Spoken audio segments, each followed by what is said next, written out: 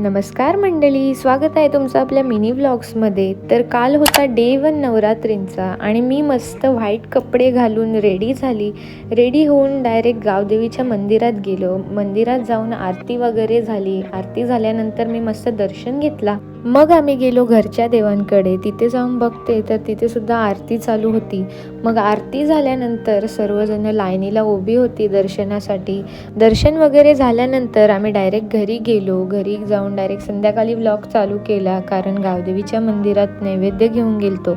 आणि आता तुम्हाला प्रश्न पडला असेल की माझ्या पायात चप्पल का नाही, तर हा आहे माझा पहिला वर्ष जो मी उपास धरते बिना चपलीचा. एक टाईम नैवेद्य दाखवला आणि स्वामिनीला गोड खायला खूप आवडतं म्हणून तिने बघा कसा गुलाबजाम उचलला. नंतर गेलो आम्ही मावशीकडे, कारण तिचा सुद्धा पहिला वर्ष होता घट मांडायचा.